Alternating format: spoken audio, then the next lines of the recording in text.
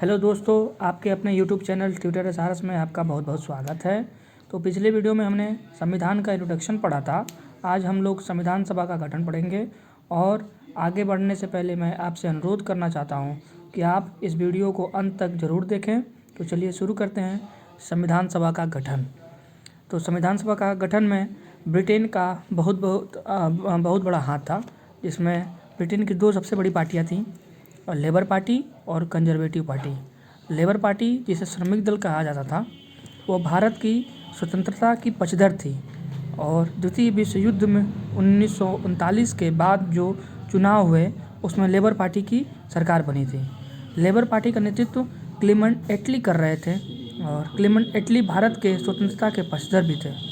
15 मार्च 1946 को ब्रिटेन के PM Clement एटली द्वारा भारत को स्वतंत्र करने का निर्णय लिया गया था। दूसरी जो पार्टी थी वो थी कंजर्वेटिव पार्टी, जिसे भारत का विरोधी माना जाता था। इस पार्टी को ब्रिटेन का राजभक्त भी कहा जाता था। इस पार्टी का नेता था मिस्टर चर्चिल, जिसने गांधी जी को नंगा फ़कीर भी कहा था। वह महात्मा गांधी को अंधनंगा फ़कीर भी कहा था, जैसे मैंने आपको पहले बताया। यह भारत के स्वतंत्रता के पक्षधर नहीं था। द्वितीय विश्व युद्ध में फासिस्टवादी ताकतों और साम्राज्यवादी ताकतों की भयंकर हार हुई थी, जिसके कारण पूरा व्यवस्था ही हिल गया था। साम्राज्यवादी ताकतों का नेतृत्व जापान कर रहा था और फासिस्टवादी ताकतों का नेतृत्व जर्मनी हिटलर कर रहा था। अगला टॉपिक है हमारा कैबिनेट मिशन किस प्रकार भेजा गया भारत में। तो ब्रिटेन ने भारत में कैबिनेट मिशन 24 मार्च 1946 को भेजा था। कैबिनेट मिशन में 3 सदस्य थे।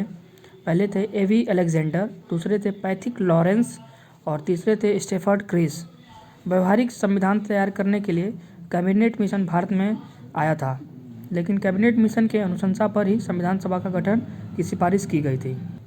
संविधान सभा के सदस्यों का चुनाव कैसे हुआ, आइए हम इसको पढ़ते हैं। भारतीय जनता ने अपने विधायक को चुना। विधायकों ने संविधान सभा के सदस्यों का चुनाव किया। यह निर्णय लिया गया कि प्रत्येक 10 लाख की आबादी पर एक सदस्य चुना जाएगा। इसका मतलब ये है कि प्रत्येक सदस्यों के पीछे 10 लाख की आवाज़ थी। संविधान सभा में 389 सदस्य थे और प्रत्येक सदस्य के पीछे 10 लाख की आबादी थी। कुल सदस्यों की संख्या 389 थी।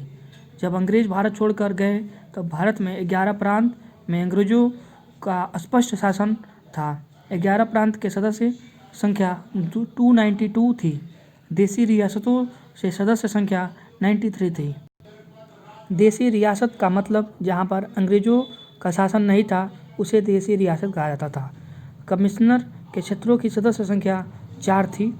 संविधान सभा में महिला सदस्यों की संख्या पहले 10 थी, फिर बाद में 5 और जुड़ गई, तो कुल मिला जुला के 15 हो गई थी। संविधान सभा की प्रथम बैठक जो 9 दिसंबर 1946 को हुई थी और सबसे पहले अस्थायी अध्यक्ष सच्चिदानंद सिन्हा जी को बनाया गया था। संविधान सभा की द्वितीय बैठक जो 11 दिसंबर 1946 को हुई थी, उसमें अस्थायी अध्यक्ष डॉक्टर राजेंद्र प्रसाद को बनाया गया था। संविधान सभा की समितियां के बारे में हम जानते हैं। पहली समिति थी प्रारूप समिति, जिसके अध्यक्ष थे डॉक्टर भीमराव अंबेडकर। प्रारूप समिति में 7 सदस्य थे। आइए हम 7 सदस्यों के नाम एक एक करके जानते हैं। पहले सदस्य का नाम था एन गोपाला स्वामी, दूसरे सदस्य का नाम था अल्लादी कृष्णा स्वामी, सदस्य का नाम था के.एम. मुंशी और चौथे सदस्य का नाम था मोहम्मद सादुल्लाह और 5वें सदस्य का नाम था टी.टी. कृष्णमचारी और 6ठे सदस्य का नाम था एन. माधवराव और 7वें सदस्य का नाम था डॉक्टर भीमराव अंबेडकर और ये संविधान सभा के प्रारूप समिति के अध्यक्ष भी थे। संविधान सभा के अस्थायी अध्यक्ष थे सच्चिदानंद सिन्हा जी। संविधान सभा के अस्थायी अध्यक्ष थे डॉक्टर राजेंद्र प्रसाद और डॉक्टर राजेंद्र प्रसाद अन्य समितियों के भी अध्यक्ष है। आइए जैसे जानते हैं, इसमें पहला समिति है झंडा समिति, दूसरा समिति है संचालन समिति और तीसरा समिति है नियम समिति। संघ की संविधान समिति के अध्यक्ष थे पंडित जवाहरलाल नेहरू और मूल अधिकार और अल्पसंख्यक परामर्श के अध्यक्ष थे सरदार वल्लभ भाई पटेल और देशी रियासतों के अध्यक्ष भी थे सरदार वल्लभ भाई पटेल। भारत में 3 रियासतों को छोड़कर सभी रियासतों ने भारतीय संघ में अपना विलय कर लिया था।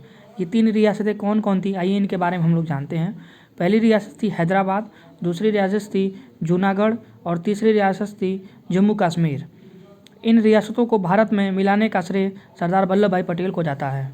ठीक है। फर्स्ट आधुनिक भारत का पिता जिसे कहा जाता है वो थे सरदार वल्लभ भाई पटेल, जिसे राजनीतिक परिप्रेक्ष्य के नाम से भी जाना जाता है। और दूसरे आधुनिक भारत के पिता जिसे राजा राममोहन राय सामाजिक और धार्मिक परिप्रेक्ष्य के नाम से भी जाना जाता है।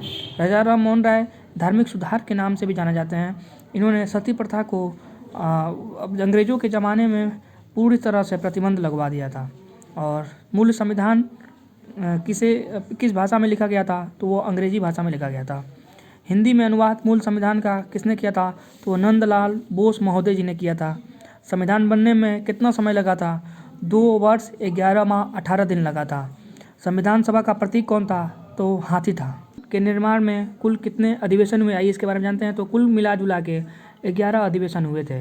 संविधान सभा की कुल बैठकें हुई थी 105 और संविधान में अंग्रेजी शब्द का कुल संख्या है 1,17,369 शब्द। ठीक है। संविधान पर हस्ताक्षर हुए थे 24 जनवरी 1950 को और संविधान आंशिक रूप से लागू हुआ था 26 जनवरी 1949 को। संविधान पूर्ण रूप से लागू हुआ था 26 जनवरी 1950 को और संविधान बनाने में कुल खर्च आया था 64 लाख का। भारत सरकार ने 2006 से प्रत्येक वर्ष 21 अप्रैल को सिविल सेवा दिवस के रूप में मनाने का निर्णय किया गया था। 21 अप्रैल के दिन स्वतंत्र भारत के पहले गृह मंत्री सरदार वल्लभ भाई पटेल ने भारतीय लोक सेवा आयोग के पहले बैच के अधिकारियों को स्टील फ्रेम ऑफ इंडिया कहकर संबोधित भी किया था। तो दोस्तों, ये था संविधान सभा का गठन जो हमने पढ़ा। तो आप इस वीडियो को पूरा देखें और देखने के बाद इसे लाइक शेयर कमेंट अपने दोस्तों को करें और चैनल को सब्सक्राइब करें। बहुत बहुत धन्यवाद। जय हिंद।